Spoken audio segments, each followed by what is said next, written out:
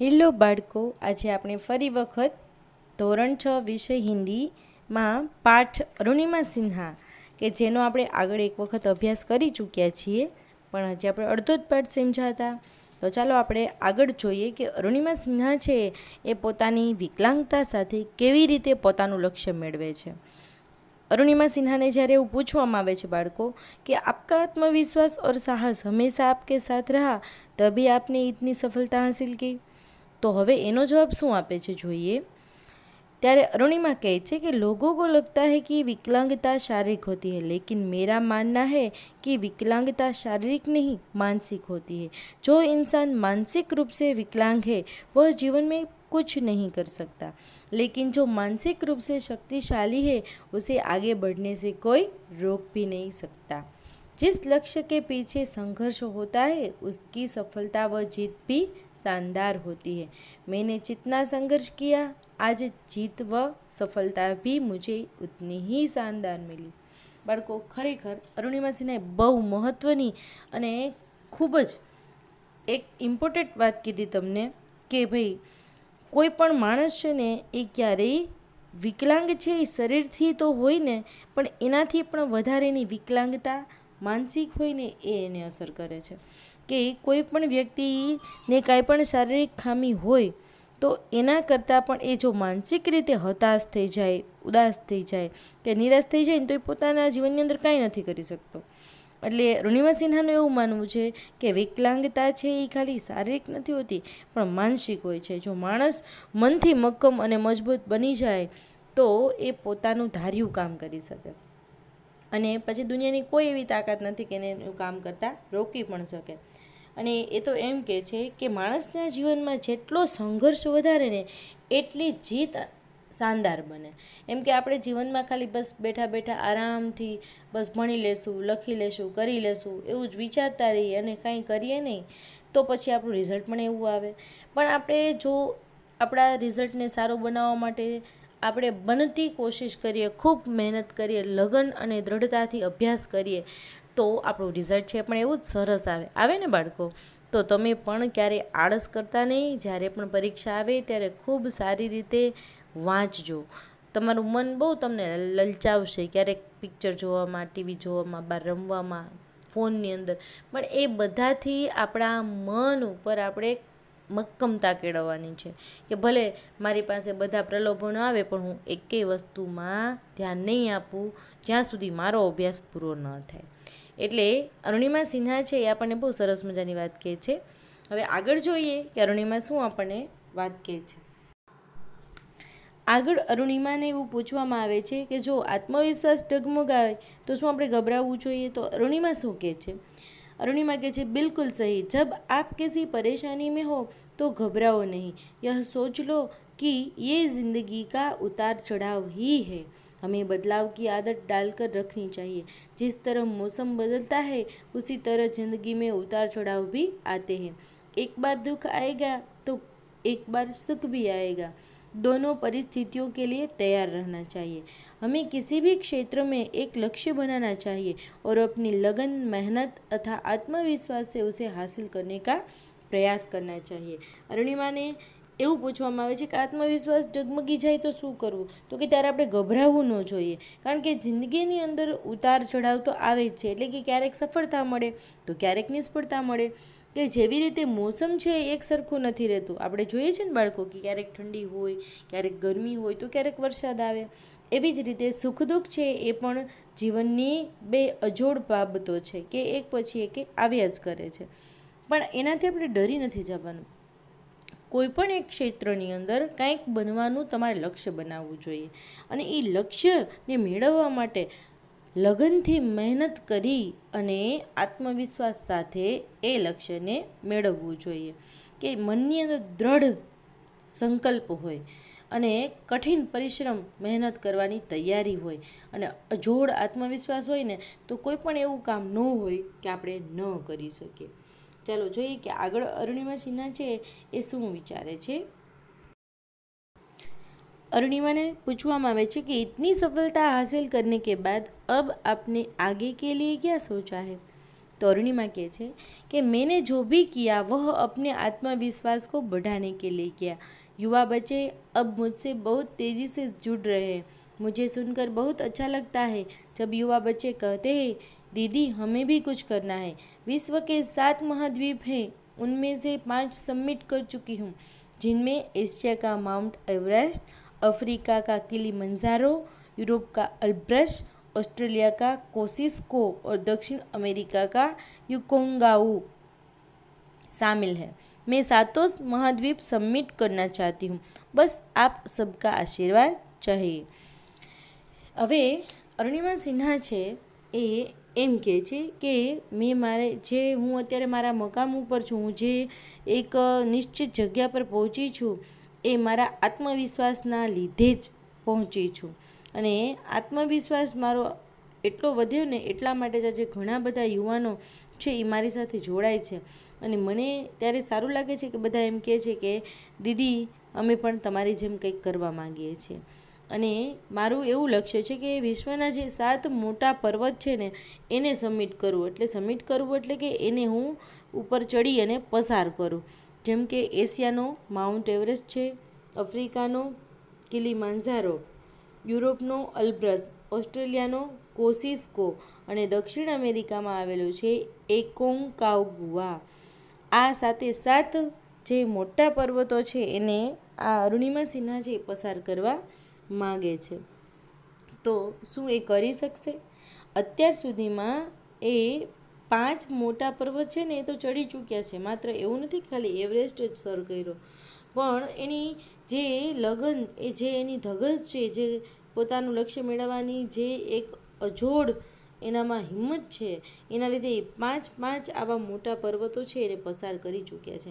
એમણે mount Everest છે ને 2011ની પછી 11માં એનું એક્સિડન્ટ થાય છે ને 13માં એ માઉન્ટ એવરેસ્ટ ચડવાની શરૂઆત કરે છે, ત્યાર પછીના એમણે 5 પર્વતો ચડી ચૂક્યા છે। તો આગળ જોઈએ કે હવે શું કહેવા માગે છે આપણને।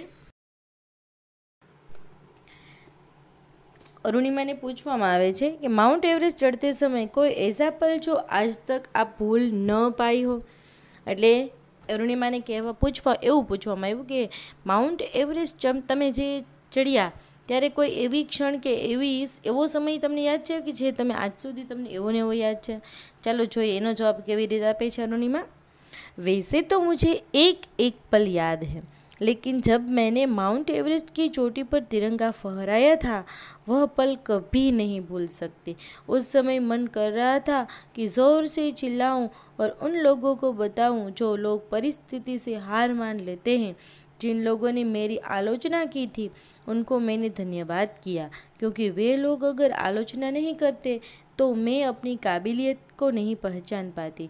मैंने उनकी आलोचना को नकारात्मक नहीं बल्कि सकारात्मक रूप में लिया।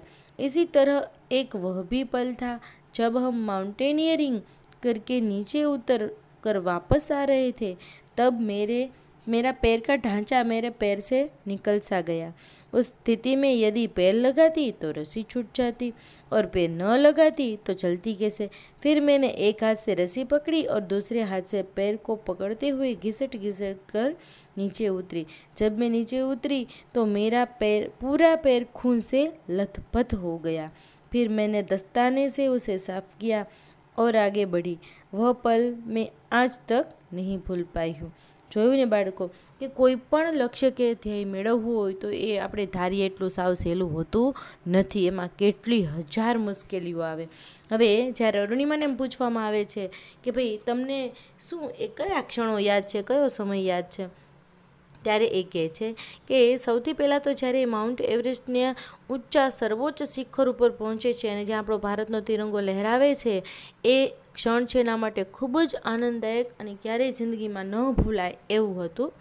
અને કહે છે કે ત્યાં પહોંચીને એવું કહેવા માગતા હતા હું જોરથી ચિલ્લાવું, એટલે કે બધાને બોલાવું અને કહું કે જો પરિસ્થિતિ જો ગમે એવી સામે આવે પણ એને હાર માનીને ક્યારેય બેસી રહેવાય નહીં। અને જે લોકો એની નિંદા કરતા હતા ને એને પણ એ કહેવામાં એનો ધન્યવાદ માને છે કે જો એ લોકો નિંદા ન કરત ને તો આજે પોતાની કાબેલિયત છે એમને દેખાડી શકત નહીં। કે જિંદગીની અંદર જ્યારે કોઈ માણસ આપણી નિંદા કરે, આપણી કોઈ આપણી વાત છે એને નેગેટિવ રીતે રજૂ કરે તો આપણે એને પોઝિટિવ બનાવી લેવી જોઈએ અને આપણે એમાંથી કંઈક નવું કરવાની પ્રેરણા લેવી જોઈએ.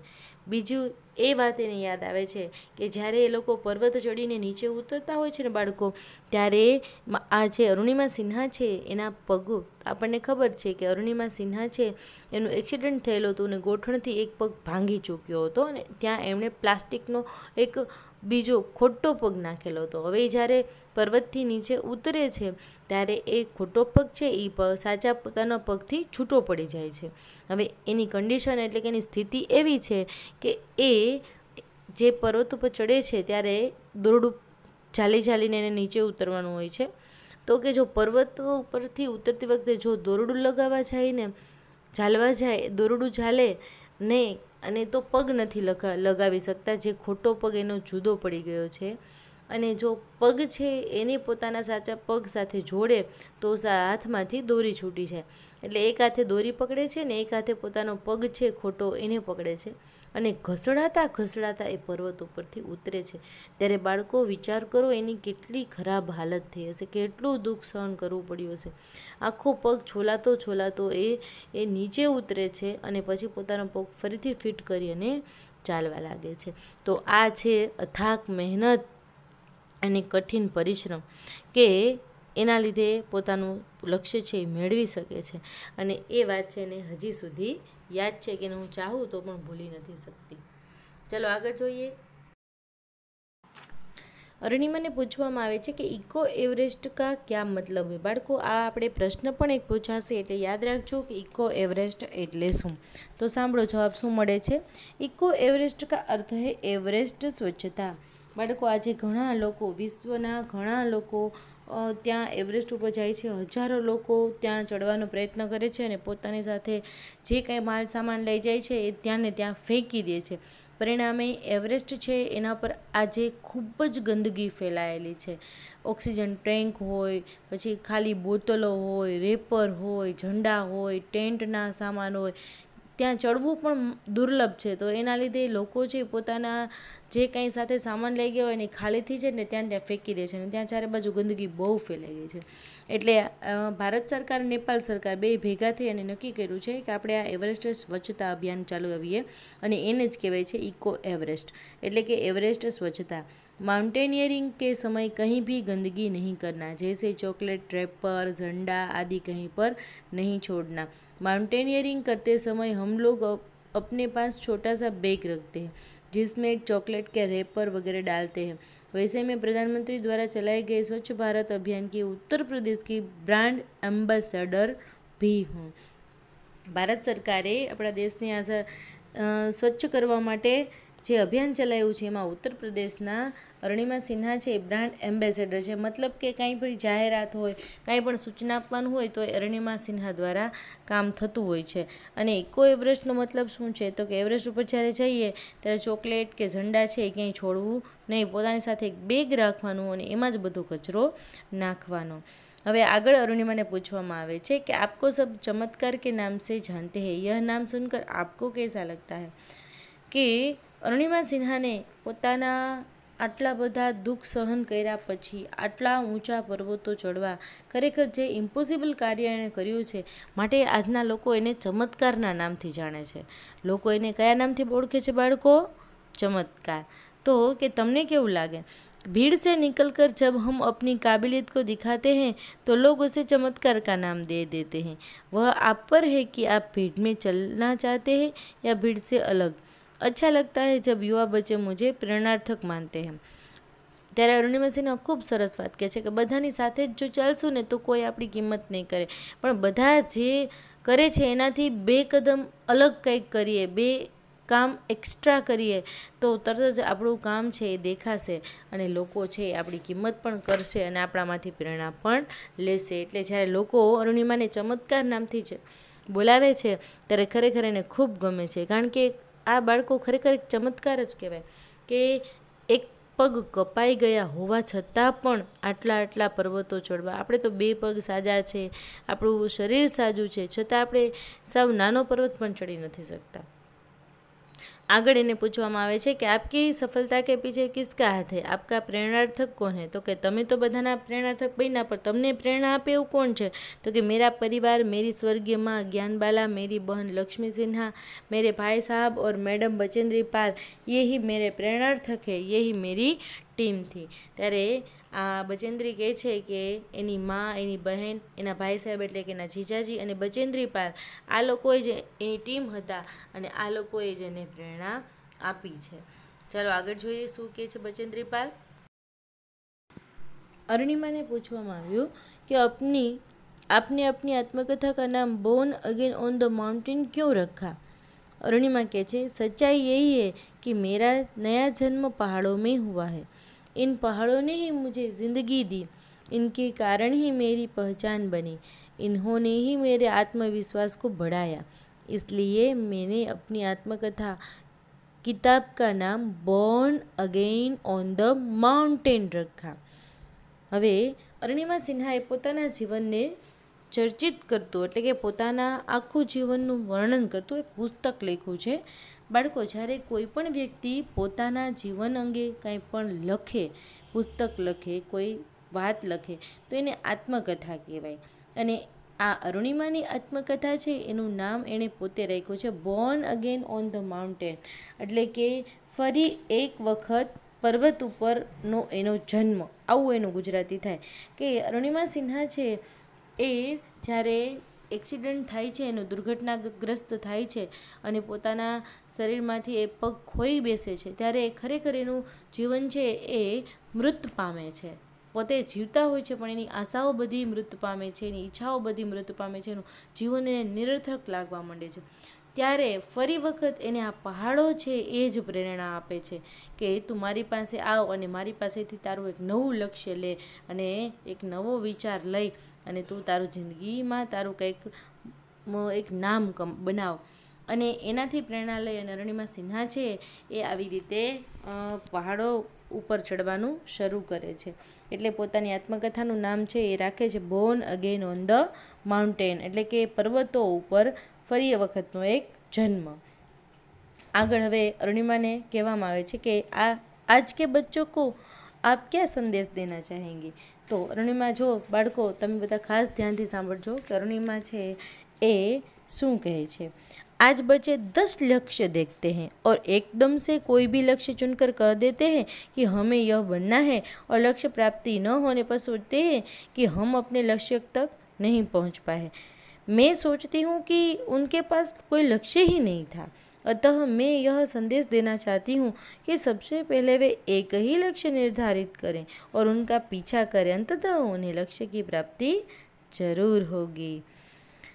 ખરેખર બાળકો, અરુણિમા સિન્હાએ બહુ સરસ ગજબની વાત કીધી છે કે આજના બાળકો છે એ પોતાના જીવનની અંદર એને શું બનવું, શું કરવું, ખરેખર એને કંઈ ખબર જ નથી હોતી। લક્ષ્ય વગરનું જીવન છે ને બાળકો એ સ્ટેશન વગરની ગાડી જેવું છે કે ગમે એટલું ચાલ્યા જઈએ પણ કંઈ સ્થિરતા આવે જ નહીં। એટલે અરુણિમા સિન્હા કહે છે કે આજનું બાળક છે એ પોતે 10 વસ્તુ સોચી લે કે હું ભાઈ ડૉક્ટર બનીશ, હું ભાઈ આર્મીમાં જઈશ, કે હું ભાઈ પાયલોટ બનીશ, કે હું એન્જિનિયર બનીશ, કે હું વગેરે વગેરે કાંઈ બી બની જઈશ એમ। પણ ખરેખર એવું ન કરવું જોઈએ। મનની અંદર જેમ આપણને ખૂબ જ રસ છે, જેમાં આપણને ગાંડો શોખ છે, એવું એક જ લક્ષ્ય રાખો અને એ લક્ષ્ય જ્યાં સુધી ન મળે ત્યાં સુધી સતત પ્રયત્ન કરો, સખત મહેનત કરો અને અંતે તમને લક્ષ્ય મળી જ જશે। અને આવા 10 લક્ષ્ય રાખીને જ્યારે કે બાળકને લક્ષ્ય ન મળે ને એટલે એમ કે ભાઈ મને મારું લક્ષ્ય ન મળ્યું, થાકી જાય, હતાશ થઈ જાય, નિરાશ થઈ જાય, પણ ખરેખર એને આવી કોઈ જ જરૂર નથી હતાશ કે થાકી જવાની। તો આ પાઠમાંથી આપણને શીખ મળે છે કે લગન, મહેનત और आत्मविश्वास के बल पर हम अपने लक्ष्य को प्राप्त कर सकते हैं। કે જો આપણા મનની અંદર ખૂબ જ તીવ્ર અડીગ એવી લગન હોય, કઠિન પરિશ્રમ કરવાની તૈયારી હોય અને અતૂટ આત્મવિશ્વાસ હોય તો આપણે આપણું લક્ષ્ય છે એ મેળવીને જ રહીએ। આપણા લક્ષ્યની આડું કોઈ પણ જાતની એક પણ બાધા આવી શકે નહીં। તો બાળકો, આ પાઠ ઉપરથી એટલી જરૂર શિક્ષા મેળવજો કે જીવનની અંદર ગમે એટલી મુશ્કેલીઓ આવે પણ આપણું ધારેલું લક્ષ્ય છે જ્યાં સુધી ન મળે ત્યાંથી સતત પરિશ્રમ કરતા રહેવું. ચાલો બાળકો, આજનો આપણો વિષય આપણે અહીંયા સુધી જ ભણશું. નવો વિષય આપણે નવા લેક્ચરમાં ભણીશું. ઓકે.